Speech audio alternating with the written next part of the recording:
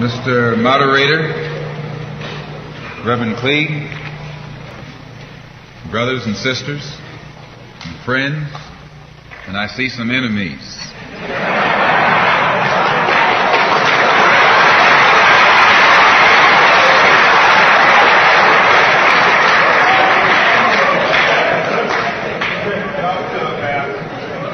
In fact, I think we'd be fooling ourselves if we had an audience this large and didn't realize that there were some enemies present.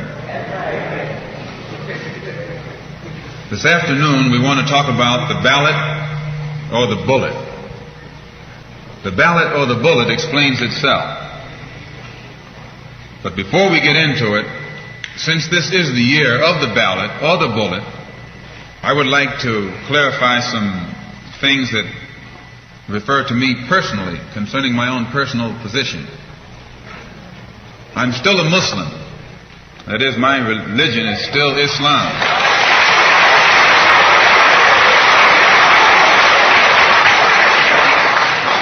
My religion is still Islam. I still credit Mr. Muhammad for what I know and what I am. He's the one who opened my eyes.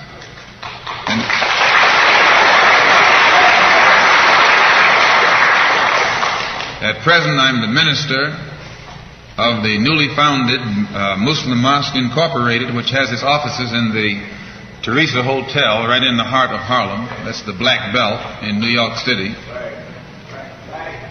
And when we realize that Adam Clayton Powell is a Christian minister, he has the Abyssinia Baptist Church, but at the same time he's more famous for his political struggling. And Dr. King is a Christian minister from Atlanta, Georgia, or in Atlanta, Georgia, but he's become more famous for being involved in the civil rights struggle. There's another in New York, Reverend Galamison. I don't know if you've heard of him out here. He's a Christian minister from Brooklyn, but has become famous for his fight against the segregated school system in Brooklyn. Reverend Cleage, right here, is a Christian minister here in Detroit. He's the head of the Freedom Now Party. All of these are Christian ministers.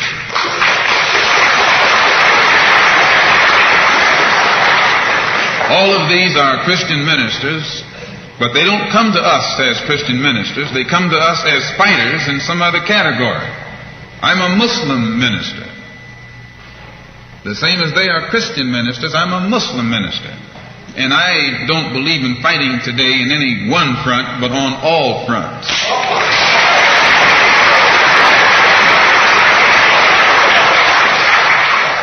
In fact, I'm a black nationalist freedom fighter.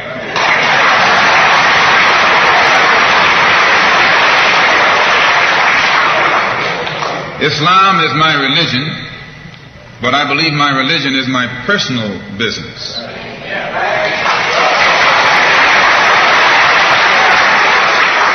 It governs my personal life, my personal morals. And my religious philosophy is personal between me and the God in whom I believe.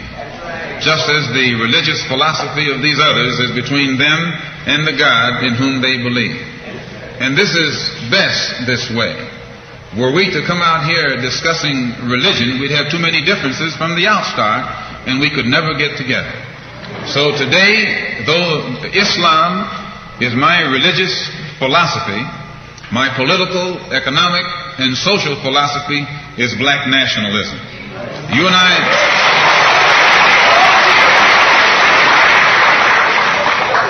as I say, if we bring up religion, we'll have differences, we'll have arguments, we'll never be able to get together. But if we keep our religion at home, keep our religion in the closet, keep our religion between ourselves and our God, but when we come out here, we have a fight that's common to all of us against the enemy who is common to all of us.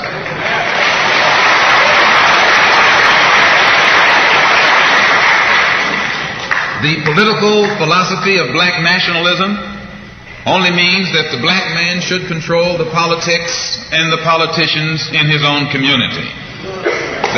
The time when white people can come in our community and get us to vote for them so that they can be our political leaders and tell us what to do and what not to do is long gone. So please,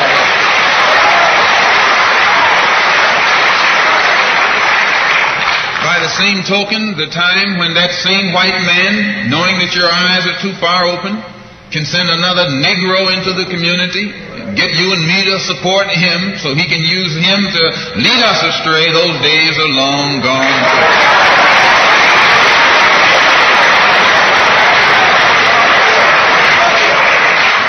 The political philosophy of black nationalism only means that if you and I are going to live in a black community, and that's where we're going to live, because as soon as you move into one of their, as soon as you move out of the black community into their community, it's mixed for a period of time, but they're gone, and you're right there all by yourself.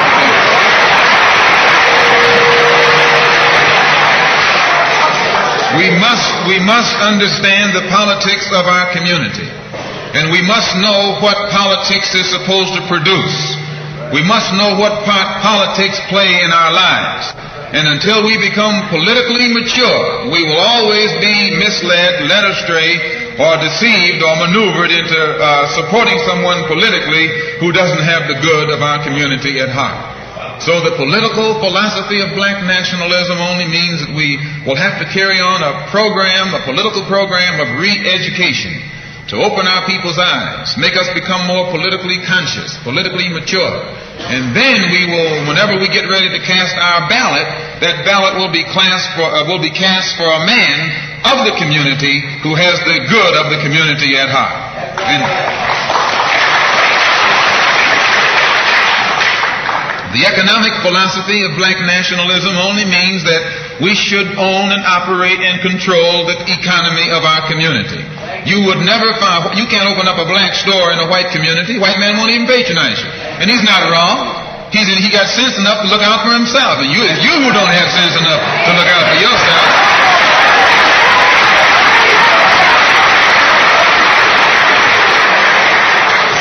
The white man is too intelligent to let someone else come and gain control of the economy of his community. But you will let anybody come in and control the economy of your community. Control the housing, control the education, control the jobs, control the businesses under the pretext that you want to integrate. No, you're out of your mind.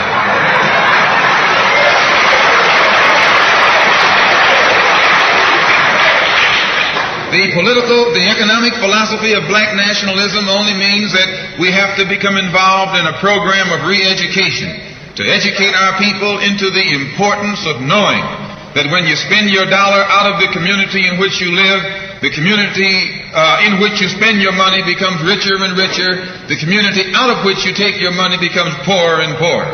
And because these Negroes who have been misled, misguided, are breaking their necks to take their money and spend it with the man. The man is becoming richer and richer, and you're becoming poorer and poorer. And then what happens? The community in which you live becomes a slum. It becomes a ghetto. The conditions become run down. And then you have the audacity to complain about poor housing in a run-down community. Why, you run it down yourself when you take your dollar out.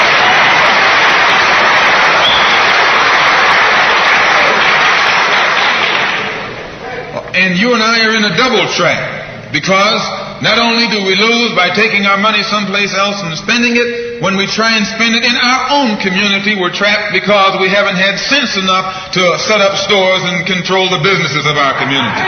The man who's controlling the stores in our community is a man who doesn't look like we do. He's a man who doesn't even live in the community. So you and I, even when we try and spend our money in the block where we live or the area where we live, we're spending it with a man who, when the sun goes down, takes that basket full of money in another part of the town.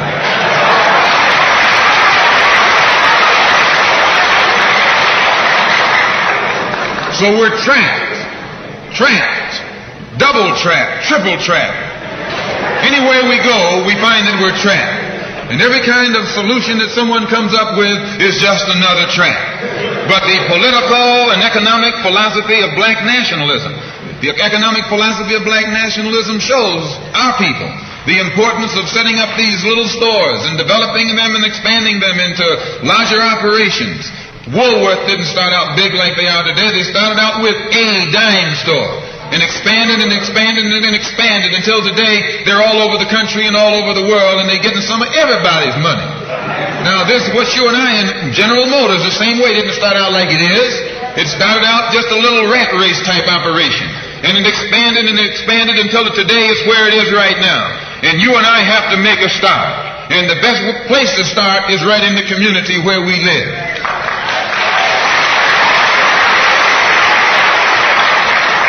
So our people not only have to be re-educated to the importance of supporting black business, but the black man himself has to be made aware of the importance of going into business.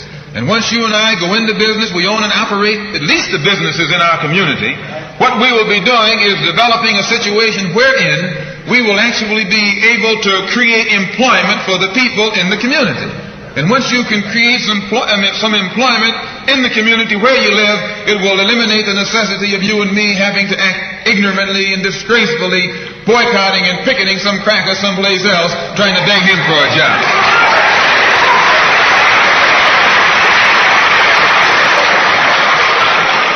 Anytime you have to rely upon your enemy for a job, you're in bad shape. And he is your enemy. Anytime, you wouldn't be in this country if some enemy hadn't kidnapped you and brought you here.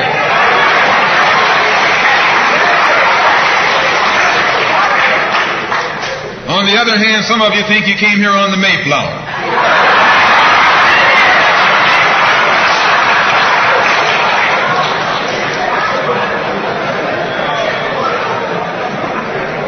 So as you can see, brothers and sisters, today, this afternoon, it's not our intention to discuss religion. We're going to forget religion. If we bring up religion, we'll be in an argument. And the best way to keep away from arguments and differences, as I said earlier, put your religion at home, in the closet. Keep it between you and your God. Because if it hasn't done anything more for you than it has, you need to forget it anyway.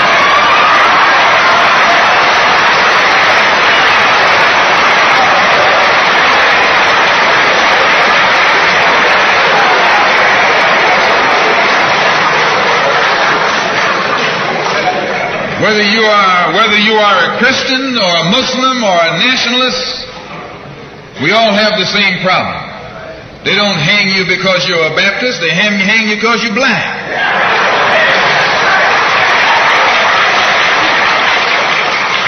They don't attack me because I'm a Muslim, they attack me because I'm black.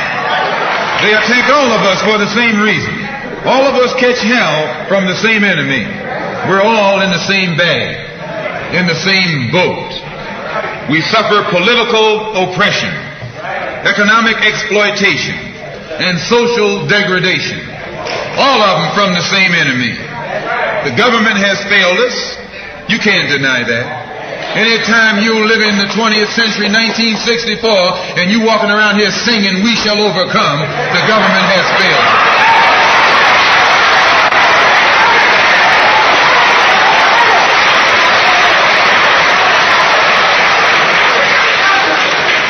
This is part of what's wrong with you. You do too much singing.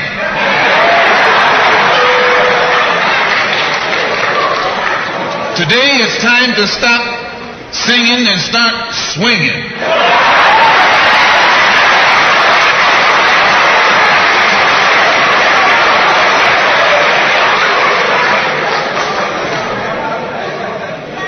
You can't sing up on freedom, but you can swing up on some freedom.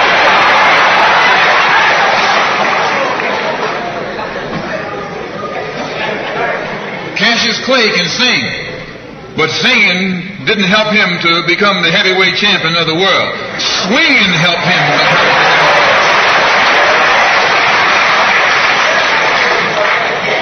So this government has failed us. The government itself has failed us. And the white liberals who have been posing as our friends have failed us. And once we see that all these other sources to which we've turned have failed, we stop turning to them and turn to ourselves. We need a self-help program. Do it yourself philosophy. Do it right now philosophy. It's already too late philosophy. This is what you and I need to get with. And the only way we're going to solve our problem is with a self-help program. Before we can get a self-help program started, we have to have a self-help philosophy. Black nationalism is a self-help philosophy. What's so good about it, you can stay right in the church where you are and still take black nationalism as your philosophy. You can stay in any kind of civic organization that you belong to and still take black nationalism as your philosophy. You can be an atheist and still take black nationalism as your philosophy. This is a philosophy that eliminates the necessity for division and argument. Because if you're black, you should be thinking black. And if you're black and you're not thinking black at this late date, well, I'm sorry for you.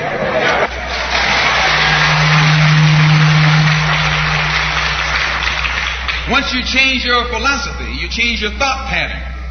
Once you change your thought pattern, you change your attitude. Once you change your attitude, it changes your behavior pattern. And then you go on into some action. As long as you got a sit-down philosophy, you'll have a sit-down thought pattern. And as long as you think that old sit-down thought, you'll be in some kind of sit-down action. They'll have you sitting in everywhere. It's not so good to refer to what you're going to do as a sit-in. That right there castrates you. Right there it brings you down. What goes with it? Think of the image of someone sitting. An old woman can sit. An old man can sit. A chump can sit. A coward can sit. Anything can sit. Well, you and I have been sitting long enough, and it's time today for us to start doing some standing and some fighting to back that up.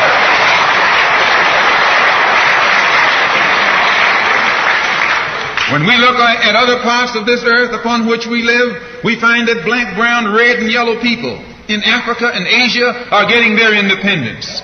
They're not getting it by singing, "We shall overcome." No, they're getting it through nationalism. It is nationalism that brought about the independence of the people in Asia. Every nation in Asia gained its independence through the philosophy of nationalism. Every nation on the African continent that has gotten its independence brought it about through the philosophy of nationalism. And it will take black nationalism to bring about the freedom of 22 million Afro-Americans here in this country where we have suffered colonialism for the past 400 years.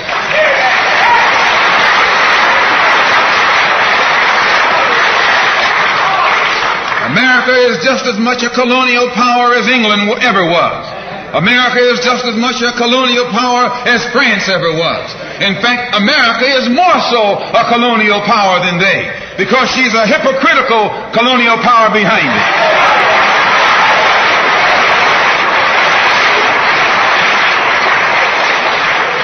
What do you call second-class citizenship? Why, that's colonization. Second-class citizenship is nothing but 20th century slavery. How are you going to tell me you're a second-class citizen? They don't have second-class citizenship in any other government on this earth. They just have slaves and people who are free. Well, this country is a hypocrite. They try and make you think they set you free by calling you a second-class citizen. No, you're nothing but a 20th century slave.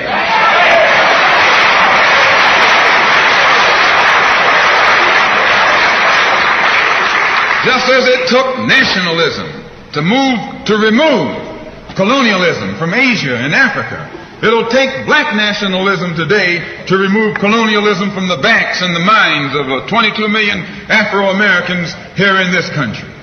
And 1964 looks like it might be the year of the ballot or the bullet.